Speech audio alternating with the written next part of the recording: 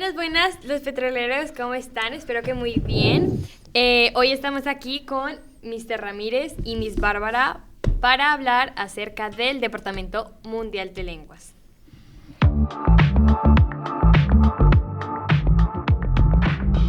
Ok, la primera pregunta que tengo es, ¿cómo surgió el departamento? ¿Cómo nació así? Bueno, el departamento siempre ha existido porque es parte de los requisitos de la preparatoria a estudiar un lenguaje. Entonces el español, pues desde que antes de que yo estuviera aquí, pero también tenían el francés, hace tiempo también tenían alemán. Wow. Pero ahora nomás el departamento tiene el lenguaje de español y el mandarín. Sí, bueno, yo tengo aquí en esta escuela 5 años, en el departamento de lenguas mundiales, y el mandarín apenas acaba de convertirse en una clase de tiempo completo. Anteriormente solamente había 2 periodos, compartíamos la maestra con Shore High School, Miss Bonnie Chi, pero ya últimamente ya ella es permanente, parte de la facultad permanente de aquí de Montebello High School. Sí, pienso también porque mucha gente que ya sabe español, bueno, le va a gustar aprender más Otro que lenguaje, solo sí. 2 lenguajes, entonces Si tienen está la bastante bien. oportunidad, es Sí. muy bueno que la tomen, muchachos. Claro. Sí. Bueno, la siguiente pregunta que yo tenía era ¿qué clases creó el departamento? ¿Qué clases se generaron a través de una idea del departamento? Yo sé que, bueno, todo lo que es el lenguaje de español en sí, pero sé que hay como diferencias entre AP del lenguaje en sí, como el AP de la historia o algo así. Entonces, Sí. más explicaciones sobre eso. Entonces, cuando surgió el departamento, hace muchos años, solamente ofrecían las clases de español como lenguaje extranjero. Y se vino el momento donde se dio cuenta los maestros del departamento que había varios estudiantes que ya sabían el español y para ponerlos en una clase para extranjeros, o sea, Principiantes. idioma para extranjero, era muy fácil. Entonces se necesitaba crear una clase para ellos para poder continuar el español que ya sabían y progresar el español, perfectarlo y seguir adelante, estudiar literatura, cultura, historia, Gramática. temas y todo eso, en vez de pura vocabulario simple y la gramática sencilla. Claro. Claro, no, sí, está bueno. ¿Cómo se separan las clases entre los que hablan español y los que apenas están empezando a hablar español o que no tienen el conocimiento del español? ¿Cuál es la diferencia y cómo pues se logra separarlo? Okay. Tradicionalmente hemos ido a las escuelas intermedias, cuando están los estudiantes en el 8º grado, les hacemos como una entrevista informal para ver si hablan el español, para ver si entienden el español y se pueden comunicar. Y luego se les da también un ensayo para que podamos ver cómo escriben en el español. Según los resultados de esa entrevista y la composición que escriben, decidimos si los matriculamos en el español para no nativos o el español para los hispanohablantes. Y claro que va a haber ocasiones donde hay hispanohablantes en las clases regulares, digamos. Eso pasa, pero tratamos todo lo posible para poner los estudiantes en el lugar adecuado. ¿Y su departamento está conectado con el departamento de ESOD? ESO es como, ¿no? English Second Language. ELD. No, ELD, ¿no? es otro departamento. ELD pertenece al departamento de inglés. ¿Han trabajado juntos en alguna ocasión? Se puede decir que en cierto modo sí, porque estamos hablando en California hay algo que se llama el sello de Biliteracy. Y ese se les da a los estudiantes que son aprendices de inglés, que hayan logrado desarrollar su conocimiento del lenguaje inglés y ahora están tomando, por ejemplo, la clase de AP español para que puedan recibir crédito no solamente universitario, pero también para que puedan recibir el sello de ser bilingües, ¿verdad? Es uno de los requisitos. En ese modo sí colaboramos un poco con el lenguaje, con el departamento de ELD, ¿verdad? Claro. Para esos estudiantes que ya han progresado, ya han reclasificado como aprendices de inglés y ahora están tomando español, pero como una materia para avanzarlos, ¿verdad? Sí. ¿Cómo ayuda el departamento a incrementar el conocimiento acerca de la cultura latina en los estudiantes? Bueno, pues en el curso de Español 1-2 de honores, tomamos el tema de lo que es la historia del español, de dónde surge el español y luego cómo el español llega aquí a las Américas. Entonces, algo que tratamos de hacer es darles a los estudiantes, exponerlos a no solamente literatura de España, pero también literatura latinoamericana, ¿verdad? Y literatura de aquí, del sureste de Estados Unidos, literatura chicana. Entonces, tratamos de abarcar todos esos temas culturales dentro de la literatura. Y ya en la clase de AP de literatura se tratan esos temas más a fondo, ¿verdad? Miss Bárbara es la que... Sí, en las clases de AP, lenguaje y literatura tienen en el título y cultura. Entonces es clase de AP, lenguaje y cultura, clase de AP, literatura y cultura. Porque la cultura, que forma parte de la historia, del pasado, todo tiene importancia en los temas que se estudian en esos cursos.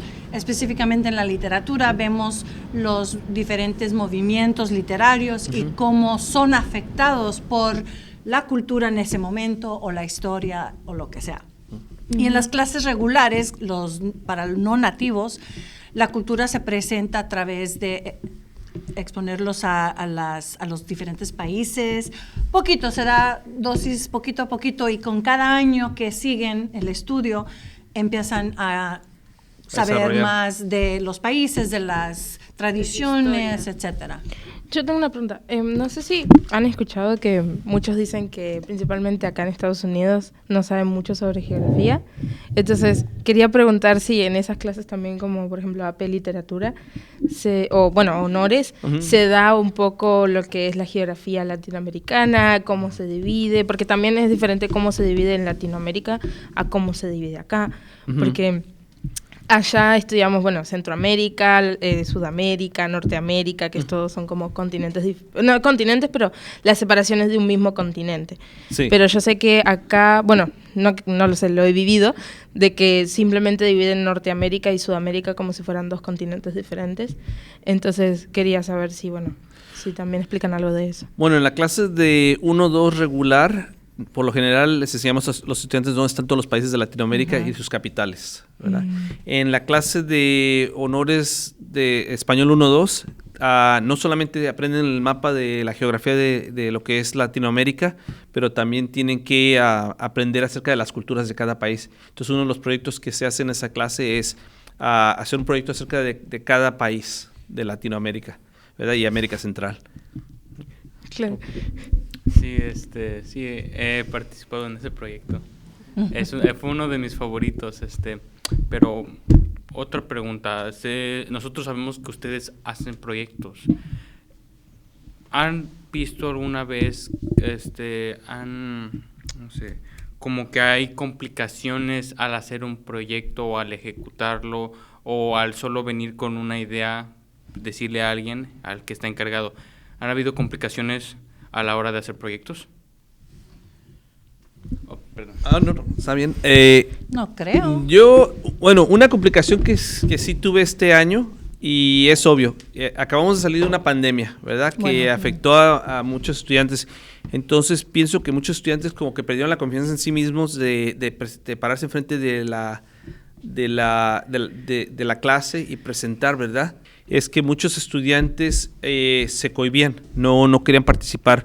Incluso el día que tenían que hacer su presentación, muchos empezaron a faltar, ¿verdad? Entonces, ese miedo como que los sobretomó y no que...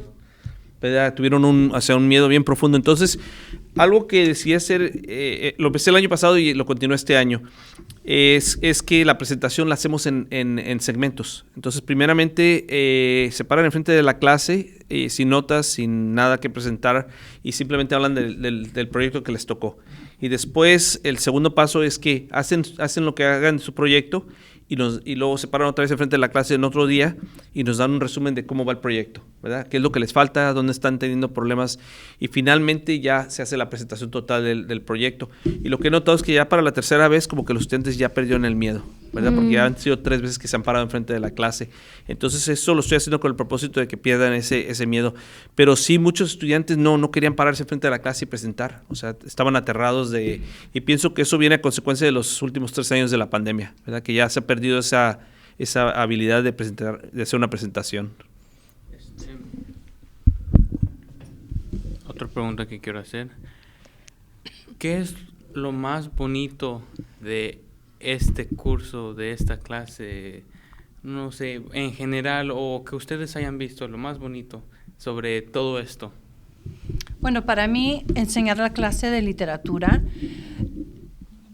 me da tanto placer en, primero, enseñarles la literatura que existe en nuestra cultura desde los principios de los tiempos que podemos. Lo más viejo que leemos es de la Edad Media. Y seguimos con muchos géneros, movimientos, épocas, y la transformación del lenguaje se presenta y los alumnos notan esa diferencia en nuestro idioma, desde la primera cosa que leemos a lo más reciente. Y lo que me gusta es ver que les ha gustado leer la literatura. Claro, vamos a leer cosas que a veces no nos interesan, ni a mí, pero lo tengo que enseñar. Pero es bonito leerlo y conocerlo, porque si no fuera por esta clase, a lo mejor nunca van a tener la oportunidad. Nunca hubieran abierto un libro. Sí. Nosotros leemos parte de Don Quijote. A lo mejor nunca en sus vidas van a leer Don Quijote, no lo leemos todo el libro porque es mucho, pero leemos parte del libro y por lo menos van a tener ese conocimiento de la obra maestra en el español. Y me da mucho placer ver que les ha gustado algo que hemos leído, que pueden discutirlo, conectarlo con sus vidas, con sus culturas, sus tradiciones, porque tenemos bastante de eso en la literatura. Y ver las diferentes opiniones y cómo interpretan, por ejemplo, un poema y cómo lo dice otro estudiante, porque tenemos todos diferentes puntos de vista. Todos tienen forma de... Sí. ¿Han leído alguna vez Shakespeare en español? Uno parecido, que según Shakespeare copió, ¿verdad?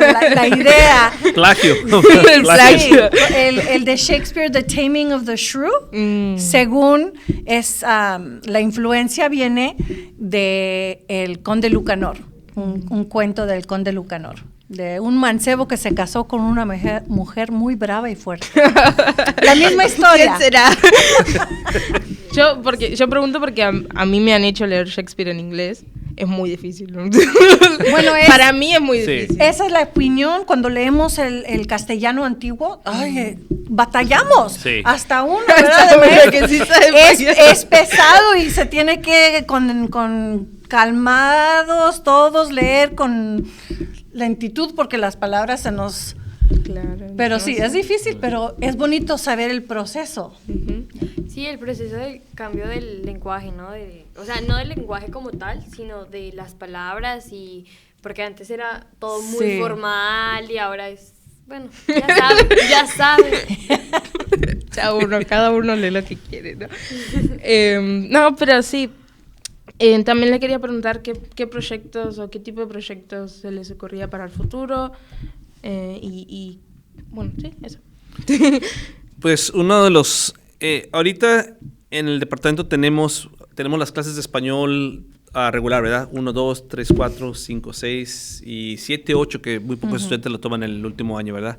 Y tenemos las clases de español honores, ¿verdad? 1, 2, 3, 4, AP literatura, AP cultura y luego AP literatura.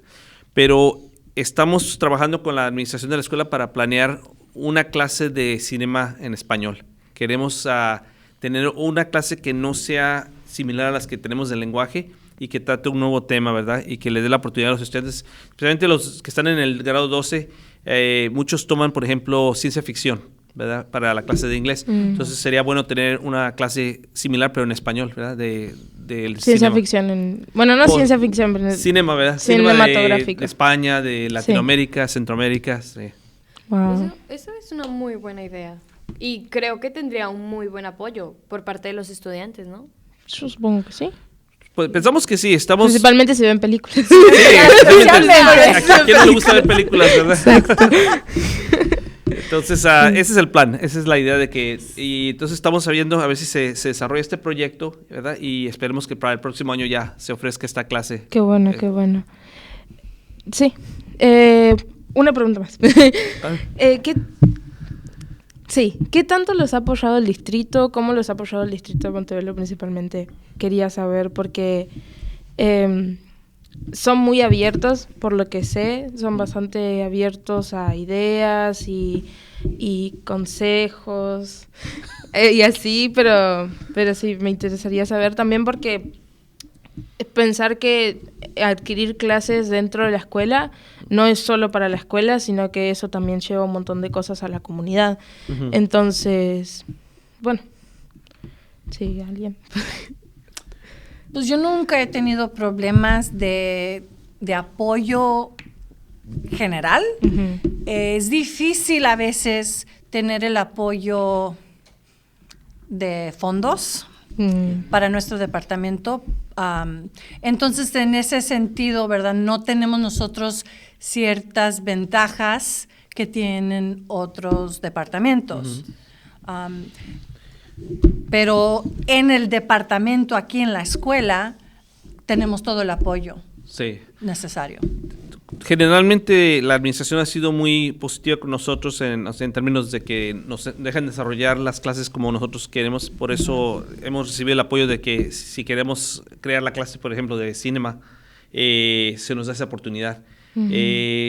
Yo pienso que el distrito pues sí apoya el programa especialmente en la Escuela Intermedia de la Merced, tienen un programa de bilingüe. Entonces todos esos estudiantes cuando llegan aquí a la preparatoria, pienso que la continuación lógica aquí ha sido las clases de español, ¿verdad? Para los estudiantes que quieren ser bilingües y recibir ese sello de ser bilingües.